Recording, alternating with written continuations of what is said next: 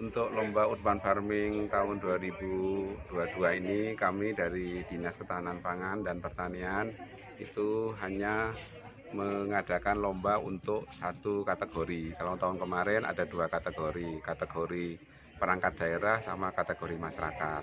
Jadi untuk tahun ini hanya satu kategori masyarakat aja. Masing-masing kelurahan di Kota Malang dengan jumlah 57 itu ada satu perwakilan dari satu RW. Kemudian dari satu RW itu sebenarnya sesuai dengan technical meeting yang kemarin itu perwakilannya satu RT. Tapi tadi saya sudah ketemu Pak Lurah, ini karena RW 10 ini ada 7 RT, ini mau dikunjungi semua, boleh nggak apa-apa. Kalau saya lihat tadi dari beberapa peserta yang sudah kami kunjungi, ini kunjungan yang ke-40, ke kelurahan yang ke-45. Ini saya lihat di RW 10 sudah bagus, sesuai dengan kriteria yang sudah kami tentukan. Jadi untuk indikator penilaian atau instrumen penilaian dari kami sudah kami buat, itu ada 10 kriteria. Kriteria pertama adanya rumah bibit atau pembibitan, tadi sudah ada di sana. Kemudian sumber bibitnya itu yang paling bagus itu menyemai sendiri atau melakukan pembibitan sendiri, jadi tidak membeli atau pemberian dari pihak lain. Kemudian yang untuk kriteria yang ketiga, instrumen yang ketiga adalah adanya demplot. Demplot itu demonstrasi plot atau lahan percontohan. Ini sudah ada dan tanamannya juga sudah banyak ini. Kemudian yang keempat, di samping demplotnya harus juga nanti ada yang penting juga di pekarangan anggota.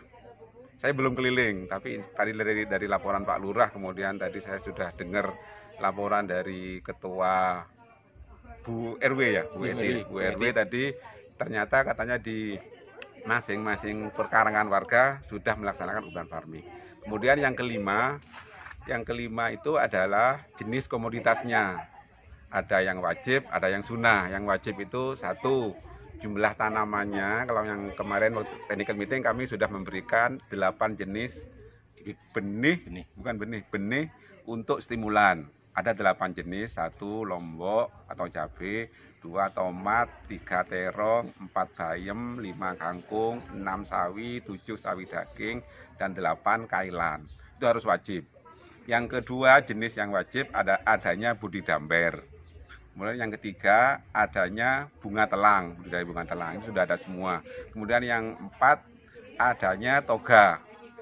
Tadi sudah saya lihat di administrasi toganya sudah banyak sekali, hanya saya belum lihat, habis ini mau melihat.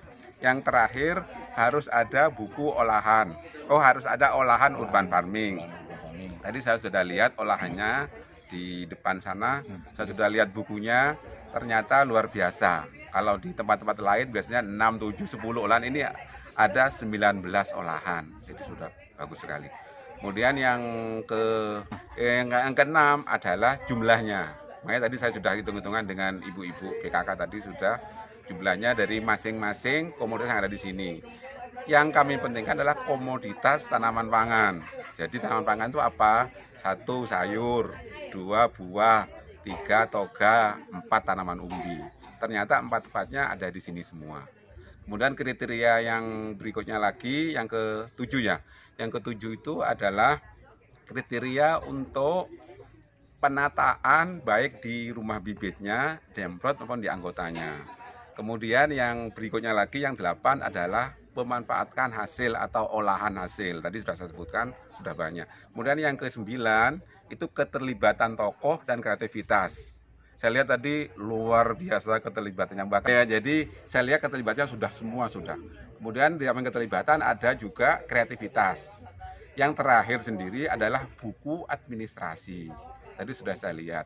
Kami di technical meeting itu hanya mewajibkan minimal 6 buku administrasinya.